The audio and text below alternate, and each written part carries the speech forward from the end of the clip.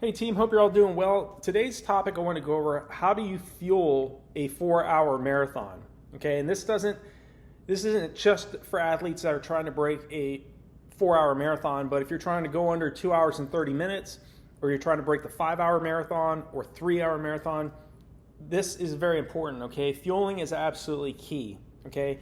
That's why I always talk about, it's not just the physical training or even the mental preparation, the mental rehearsal, really paying attention to these other fundamentals that goes into running under the 4-hour marathon or to running a fast marathon in general.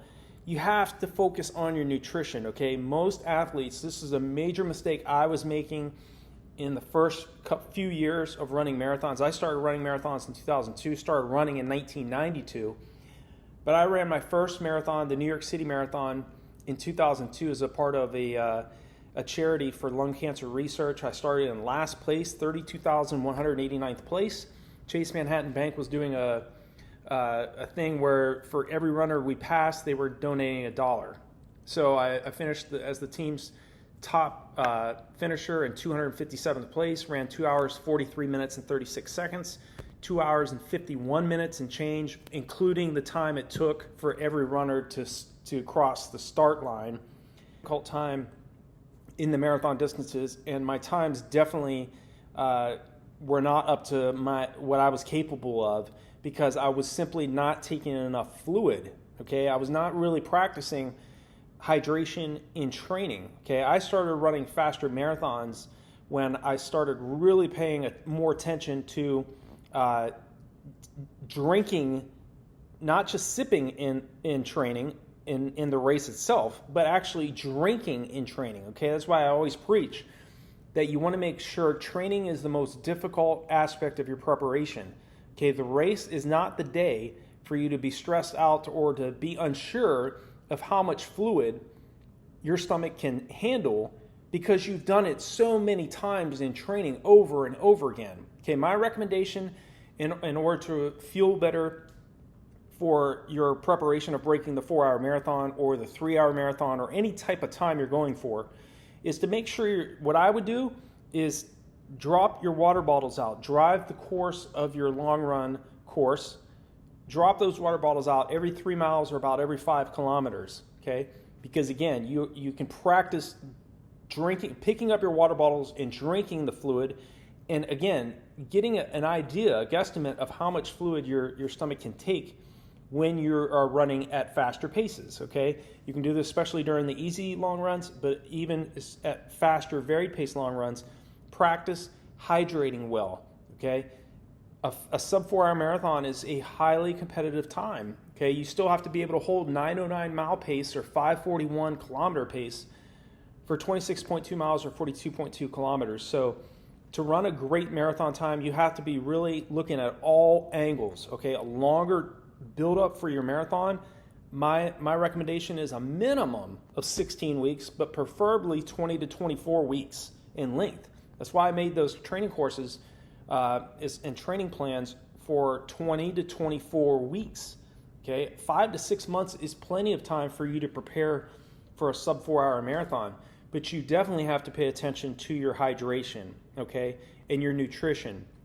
I've made other videos in the past about this topic, but if you feel like you're chronically fatigued and you just are not improving, and it feels like it's getting harder and harder to hit the paces that you've been aiming for in training or in your races, again, I'm not a medical doctor, I'm not a physician assistant, I'm not a DO, doctor of osteopathic medicine, but that being said, I do have experience with exercise physiology. I've studied kinesiology my entire life, practically. And I do know that if you're running low on ferritin, which is a component of iron, you are going to be severely, your overall athletic performances are going to be severely hampered, okay? Because ferritin and iron in the body plays a very important role in oxygen transport and your overall cellular health, okay? So make sure you're paying attention to your ferritin levels, and you can do that by getting a blood test, okay? Again, if you're feeling just your performances and you're trying to break this 4-hour marathon, but you keep running 4:20s or 4:40s for the distance, and you're falling off pace, or you're feeling fatigued in training, consider getting a blood test. And you don't necessarily even have to do that, okay? You can get a bottle of 65 milligram iron tablets at Walgreens or CVS and take one of those with some orange juice once or twice per week, okay? That's gonna help to make sure that your ferritin levels, your iron levels stay at optimal levels, okay? Obviously, you can get a great amount of iron in your diet, plenty of green vegetables, fruits and vegetables as well. Any type of food that is higher in iron, obviously meats, things like that. So you can also maintain and make sure that you're getting enough iron in your diet as well. But a lot of times athletes don't really know that they're running low on ferritin, okay? And we lose so much iron through sweating, okay? So make sure you're hydrating well before, after, and during your workouts. Training for the marathon takes so much out over the long term. Make sure that you're setting your water bottles out. You're drinking a mixture of both water as well as like Powerade, and seeing which one works better for you.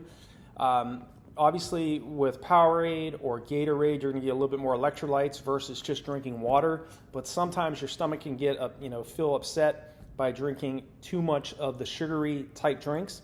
So alternate. Run one weekend, sit water bottles out. The next weekend, maybe sit a couple Powerade bottles out, and see how your body is feeling in training. But also, the training aspect is key. You'll find out what you need to be doing. You'll find out the proper amount of fluid you can handle in training, so that when it comes to the race, you're going to be you'll be in a much better place and much better prepared than your competition if they haven't really paid attention to this. Now, sometimes you're not going to have the luxury of having your own water bottles like the elite athletes, okay? So when those water stations come up, do not pass them, okay? If you want to run a marathon or a sub 3 hour marathon, or you're trying to run even faster than that, or breaking 5 hours, you have to make sure you're taking in the fluid, because you don't want to wait until you're thirsty to start drinking. If you wait that long, it's already over, okay? Because this race, especially these longer races, they require so much more fluid, so much more emphasis on nutrition versus a 5K or a mile or a 3K on the track, or even a 10K. Okay, 10Ks on the roads or on the track, you definitely still need to focus on your nutrition and your hydration, but especially the longer races, the 10 mile, the half marathon, the marathon events. You have to make sure that you're drinking enough, and making sure you're taking in those gels is too, okay? Those gel packs that gives you 100 to 150 calories immediately to your bloodstream. So I would recommend taking anywhere from 3 to 4 of those gels during the race itself. Put a couple of those in your shorts. In most major marathons, they hand those gels out around mile 17 or 18. At any given time, we only have around 1,800 calories of glycogen storage in the body. We have much more fat storage. So naturally, we're burning about 100 calories per mile. Most of the time, most athletes hit the so-called wall right around mile 17 or 18. Okay, there's a reason for that. They're running out of glycogen. Okay, so you want to teach the body to utilize what it has much more of, and that's fat storage, and to conserve what it has much more of, which is glycogen. Okay, and the way to do that is to really focus on very heavy anaerobic training and doing those long runs in training, and so that you're teaching the body to use what it has much more of. Okay, and that's what's key too. You want to have that glycogen, that carbohydrate storage to call upon in the last 10 kilometers of the race when everybody else is slowing down. Okay, so really pay attention to this aspect. I hope this video is helpful in answering the question of how to fuel for a 4-hour marathon. If you have any other questions regarding this topic or any other topic, definitely leave me a comment below this video. Also, I have a sub 4-hour marathon course that I created for athletes trying to break the 4-hour marathon barrier. I also have a sub 4-hour marathon training plan as well that varies anywhere from 8 weeks all the way up to 24 weeks in distance. Also, if you're looking for a training plan or a running course for trying to break the 3-hour marathon or to break the 2.5-hour marathon barrier or the 5-hour marathon barrier, I also have that as well on RunDreamAchieve.com. So if you have any other questions, feel free to leave me a comment below. I'll definitely reach back out to you. Feel free to like and share these videos. I really appreciate your support. It helps the channel grow. More athletes around the world to see these videos. And if you're new to the channel and you're seeing these videos for the first time, definitely hit that subscribe button and the bell icon so when I make a new video, you'll be notified of it. So I wish you all the best in your sub 4-hour marathon quest, and I look forward to hearing about your new personal best, and I will talk to you all in the next video.